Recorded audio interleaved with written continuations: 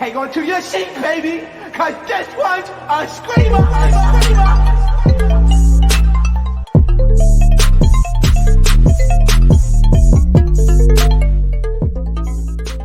What is going on, entertainers? So I'm coming to you guys with another Zeus Town Hall. Before I get started, make sure you guys hit that like button. Make sure you guys hit that subscribe button. Let me know what you guys think about this video. So the first topic I wanted to talk about, you guys, was the interview. I know I already made a couple of videos about it, but there have been some updates just about it. So Blueface's sister, if you guys don't know, was close friends with his baby mom, Jaden, for a good while before they fell out.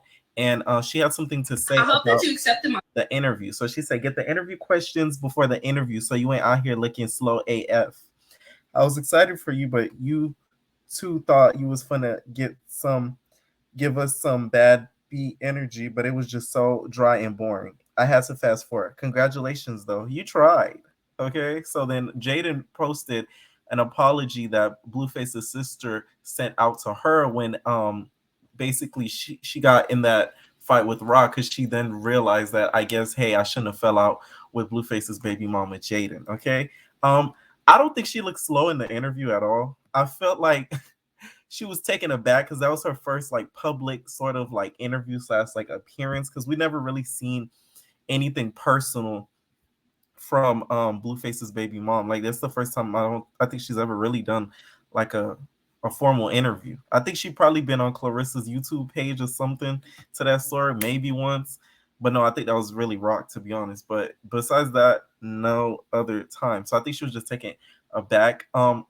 For my whole thing is I hate when celebrities or just anybody asks for interview questions before the interview. I don't like that. You know why? You get to prepare for your response and it sounds scripted and it sounds rehearsed. I want your natural reaction to the question. If you say, hey, we can't talk about this due to a show that's airing or something like that, then okay. But you getting the questions beforehand, I think that's like the dumbest thing any interviewer could be doing. So Sister Girl thought that she ate, but she's hungry, okay? Because that makes no sense. Thank God she didn't get the questions beforehand, because she probably would have told Meghan, like, oh, I don't really want to talk about Rock, to be honest. So yeah. And another thing too, Rock was on live last night, was basically saying how she didn't sign a contract that would make all of her finances go to Blues LLC. So that's what she's claiming. But like I said, she was highly inebriated. So I don't really believe so, but we're gonna leave it at that. Hopefully, we're gonna think positive and she really didn't sign that contract. But something tells me she did. And Rock told her, hey, draw your name right here on this paper real quick for me. Let me see how pretty you write. And she's like, okay, Bleed. And then she put her name, and then he's like, oh, that's raw. On crit, that's raw. And then he took the contract back. And next thing you know, she done signed her life away. So the same. So Meghan is still speaking a little bit more about the interview. Just she put out some recent tweets just about the interview. Someone tweeted her and said, "Now Meghan, I like you, but you be so for real. The problem is that you, not that you asked about Rock. It's the fact that every question was about Rock. Only reason why interview is even being talked about right now." So she replied back. She said the clip that went viral was the one about Jaden effing her baby daddy raw. Okay, I'm gonna keep saying that word raw because it's so wrong. The clip went on the blogs before Shorty even responded to the interview. Y'all dragging it. It's really not that deep. That clip was going viral before that interview aired, so I do got to give that to Meghan. I hate how people are giving her so much flack, because even though I still think she should have did her research, because she could have asked a lot more questions. That 30-minute interview, it could have been an hour. Akbar's interview was longer, and there's not even that much questions to ask Akbar, because this all we cared about was Cardi. Like, let's give it a buck. Okay, but like with her, we could have really got into the family drama, like deep, and we didn't really get into that. So that interview, if I had drawn on the questions, it would have been an hour interview, baby. Trust. It would have been an hour interview. F for 30 minutes. My interview with the handler was more than 30 minutes, and he was only on he made an appearance. You get what I'm saying? But I ain't dissing Meghan. She's still new at this, to be honest. So shout out to her. She doing the damn thing, right? So yeah, next I wanted to talk about, you guys, was Persuasion. So Persuasion went on live, you guys, and was basically talking about her treatment that she felt from Zeus, and how she felt how some of the producers didn't want to bring her back for Baddies, and she said some of y'all fans, y'all, is very capped. She said a lot of y'all fans is very, very capped, and y'all don't actually be with that same energy. Okay, in the words of Moolah, y'all don't be with the same energy. So she was saying that people be saying that they hate her online and on social media, be bullying her on social media, but when you pull up, ain't really about that. You know how that little girl was like, when you pull up, you won't post up. So she was saying I don't really post up like that. She feels like Zeus doesn't really like her and doesn't bring her back because they feel like she's hated. So would you guys like to see Persuasion come back for Baddie South? I would say no, because I'm sick of Rock just hitting her upside her head every chance she gets. Like, I don't want to see that next season. It's annoying. It's like, because the moment Rock gets around, she gets quiet. Like, I'm not interested in seeing that on my screen anymore. Like, that storyline has ended, you know. Persuasion could go about her merry business. Maybe she could be the next cabaret leader since Jocelyn has taken a hiatus, and it could be Persuasion's persuading the cabaret to come back. Okay, season 4. Road to iconic, in the words of Jocelyn. Next thing I wanted to talk about, you guys, was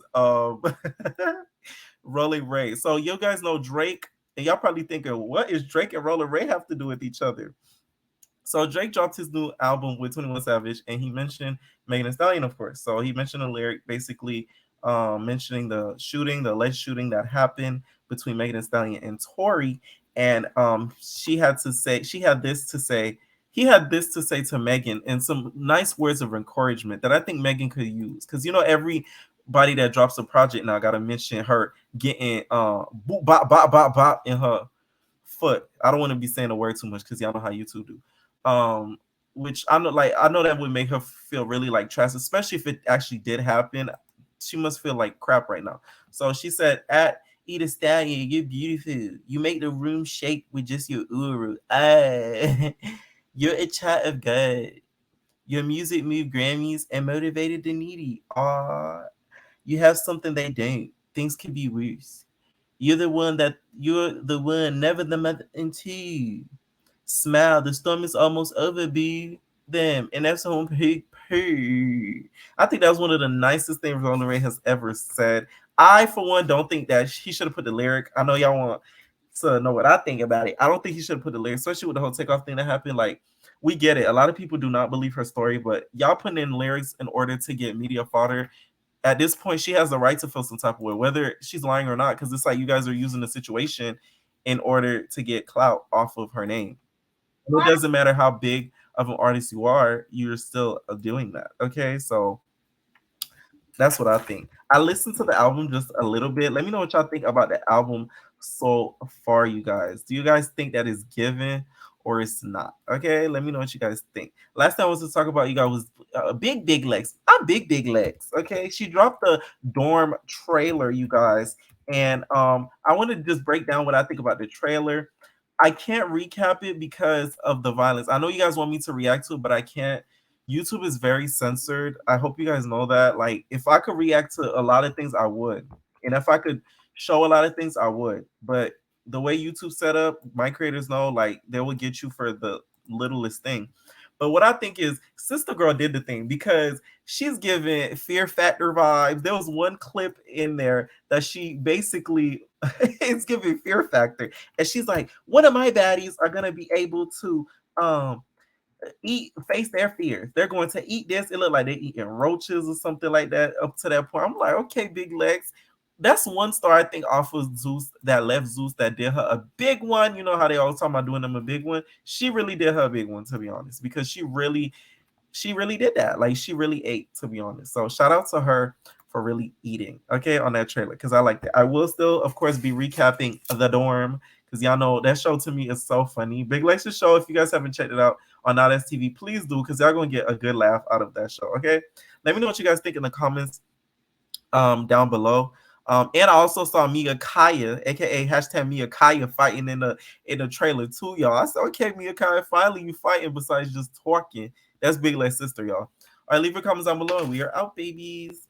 No personal thing.